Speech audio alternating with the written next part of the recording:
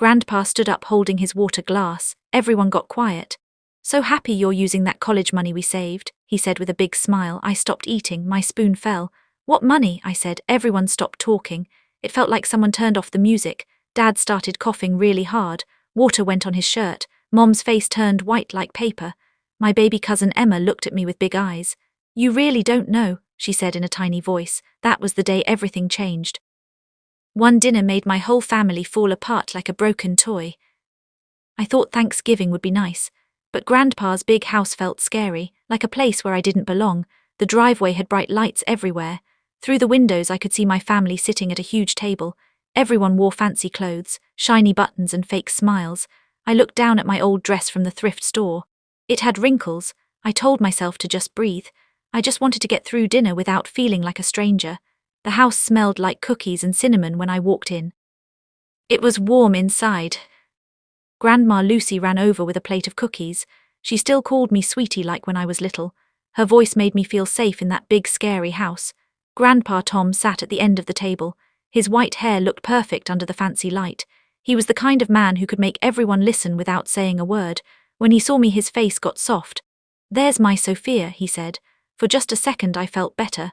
My parents came in next.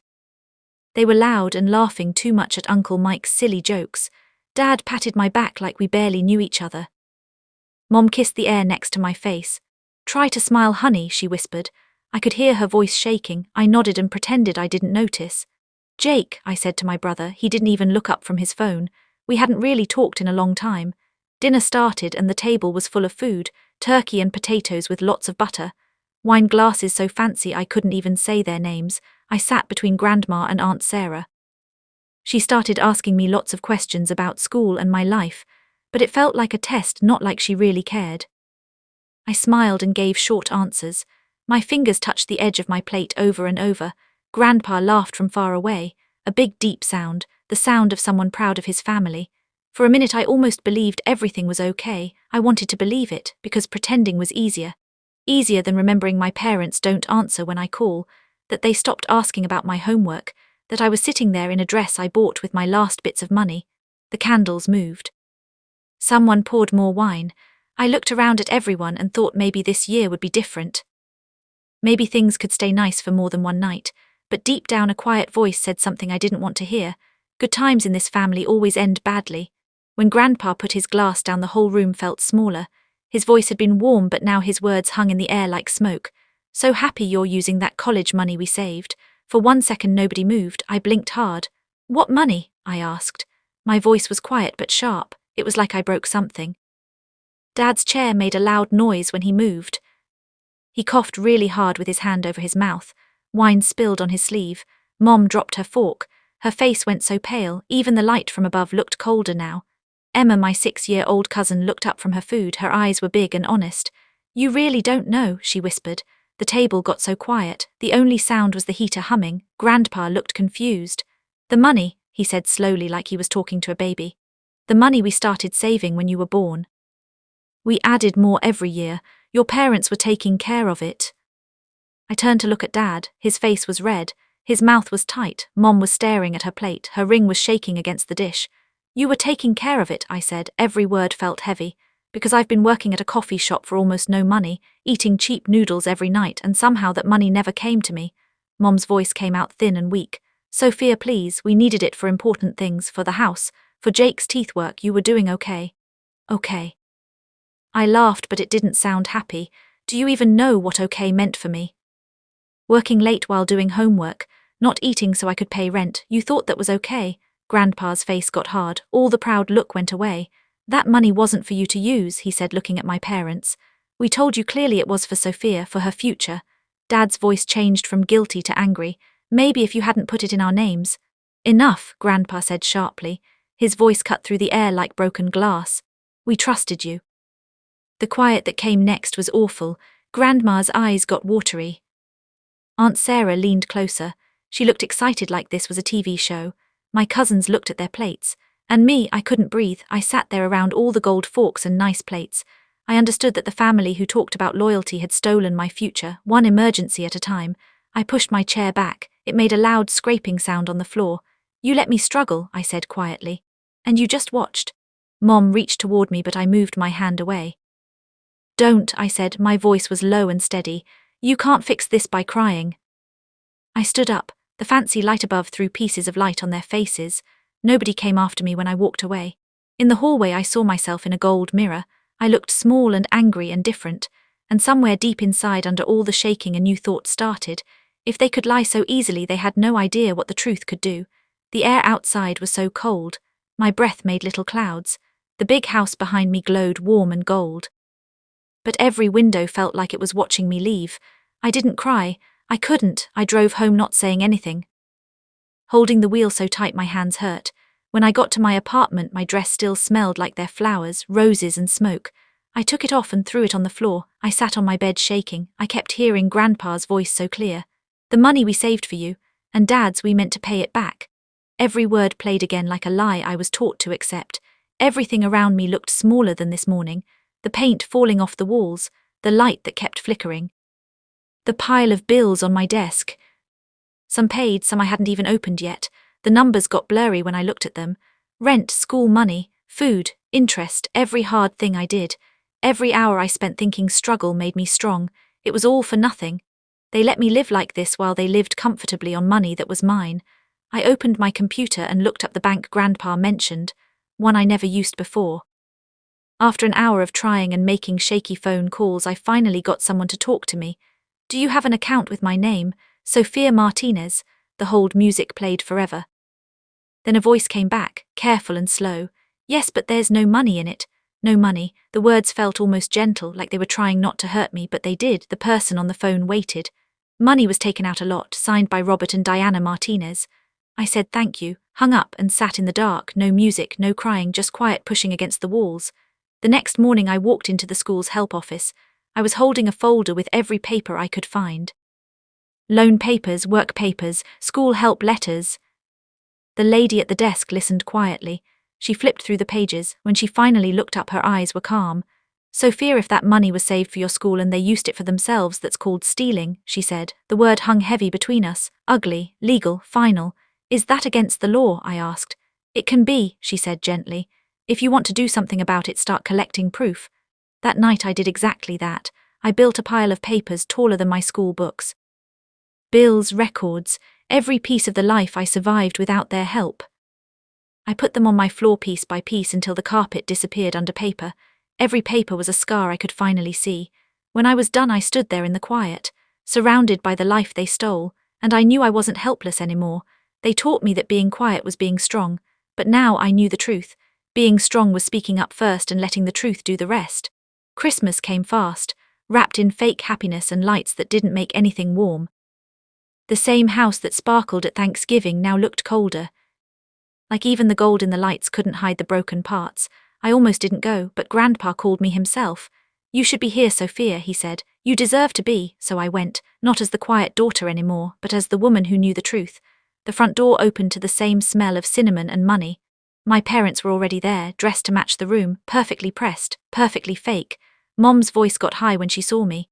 Sophia, you came. She said like I did something nice. Dad gave a stiff nod. His mouth was tight. He hadn't looked at me since Thanksgiving. Jake mumbled a week high from the couch. I hung my coat and looked toward the dining room. The table was set again. Same plates, same forks, same seats. Only this time the warmth was gone. Grandma stood by the kitchen door. Her hands were fidgeting with her apron. Grandpa sat at the end of the table. His face was hard to read. Dinner started the way all Martinez dinners did. Small talk with sharp edges. Weather, work, prices. Aunt Sarah dropped mean comments like, "Still in that tiny apartment, dear." And Uncle Mike pretended not to hear. I let them talk. I waited. Halfway through the meal, Dad stood up and tapped his glass with a spoon. "I just want to say," he started with a practiced smile on his face, "that family means everything. We've been through a lot this year, but what matters is sticking together." I felt angry laughter rise in my throat, but I didn't let it out. Instead, I reached down, lifted the folder from beside my chair, and placed it gently on the table. The sound of it hitting the wood cut through all the talking. "Since Thanksgiving," I said, my voice steady, "I've been asking one question, what money?" The room froze. Grandpa looked up fast. Mom's hand stopped halfway to her glass. "I have the answer now," I continued, sliding the folder toward the middle. Every time money was taken out, every date, every signature, you didn't use the money for me, you used it for yourselves, for the roof, the car, Jake's braces, food, trips, all of it. Mom's lips shook. Sophia, please, not tonight. I stopped her. Not tonight. I spent years fixing my shoes with tape while you sat on money meant for me. I worked 2 jobs, starved during tests, while you told everyone I was doing fine. Dad's face got darker. We did what we had to do for the family. I looked right at him. No, you did what was easiest for you, I was the family. A long brittle silence came. The clock ticked once, twice. Grandma whispered "oh no" under her breath, then Grandpa reached for the folder. He opened it slowly, looking at the first few pages. Bank papers, payment slips, my school bills. His hands shook. When he looked up, his voice was quiet but sharp as a knife. You stole from your own daughter, he said to my parents, from your own blood. Mom's tears came fast and messy. We didn't mean to hurt her. You emptied her future, Grandpa snapped, and you lied to me about it for years. Dad tried to speak, but the anger in Grandpa's eyes stopped him. I trusted you, Robert, I trusted you with her life. For a moment no one breathed, then I spoke, soft but clear. I already told the bank, they're looking into it. They'll talk to you about paying it back and what happens next. The room exploded. Dad hit his hand on the table. You're taking your own parents to court. No, I said, I'm making thieves face what they did, there's a difference. Mom cried harder. Sophia, you can't do this to us. I looked at her and felt nothing but space between us. You did this to yourselves, you just didn't think I'd figure it out. Aunt Sarah leaned forward whispering, oh my God, like she was watching a movie she couldn't stop. Jake sat frozen, guilt moving across his face. Grandpa stood up slowly, his chair scraped the floor. He walked around the table and stopped next to me. For a second I thought he might be mad that I made a scene. Instead he put a hand on my shoulder. You don't have to do this alone, he said quietly. I nodded once, my throat tight. I know. Dad's eyes moved between us, disbelief creeping in. You're choosing her side, he asked Grandpa. There's only one side here, Grandpa said. The truth. No one said anything after that. The only sound was the slow ticking of the clock and the soft crackling of the fireplace. I picked up the folder, put it back in my bag, and stood up. My legs were steady this time. As I got to the door, Mom called out through her tears. Please, Sophia, we can fix this. I turned back just once. You can't fix something you never tried to keep whole. Outside snow was falling, thick, quiet, never stopping. The air bit my face, but I didn't mind. Each step away from that house felt lighter. In the driveway, my car was covered with white. I brushed it off with my sleeve, opened the door, and looked back one last time. The big house glowed behind me, beautiful and broken. Inside, they'd be sitting in that silence, facing what they did.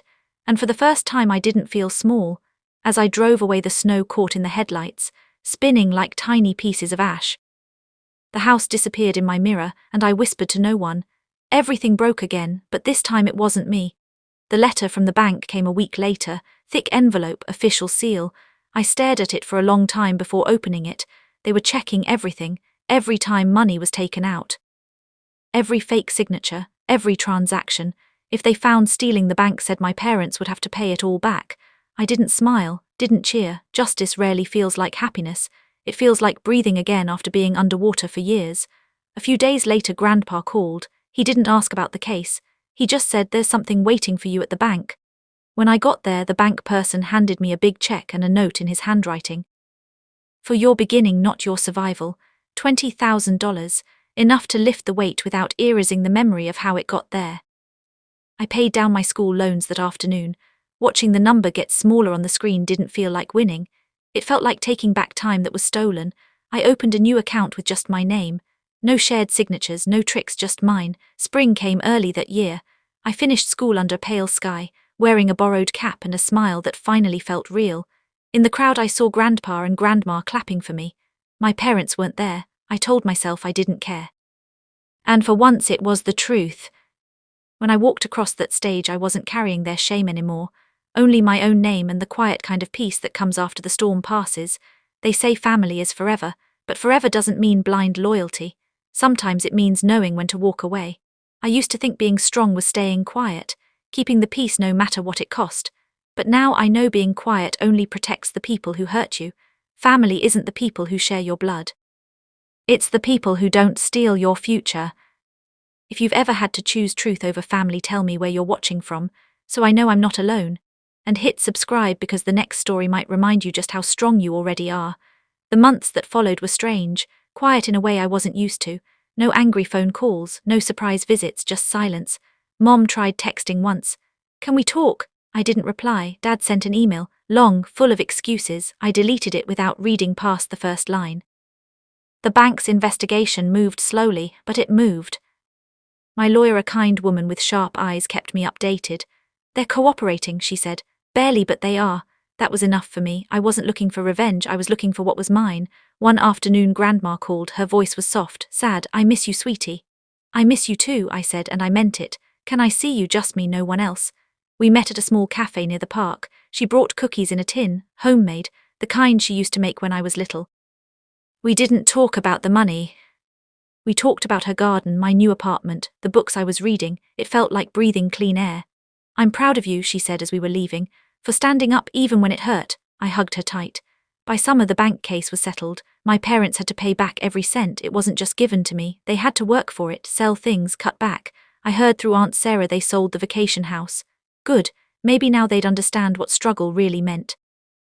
I used the money wisely, paid off debt, saved some, donated a little to a scholarship fund for kids like me. Kids whose families forgot them. I moved into a better apartment, nothing fancy. But it was mine, clean, bright, safe. I hung pictures on the walls, bought plants, made it home. One evening I was sitting on my balcony watching the sunset when my phone buzzed, a message from Jake. I'm sorry, I should have said something, I was a coward. I stared at it for a long time, then I typed back. Yeah, you were, but thank you for saying it. It wasn't forgiveness, not yet, but it was a start. I learned something through all of this. You can't choose your family. But you can choose whether to let them define you. I chose myself, and that made all the difference. If my story touched you, let me know in the comments. Share it with someone who needs to hear it. And remember, you're stronger than you think, even when it doesn't feel like it. Thanks for watching. I'll see you in the next one.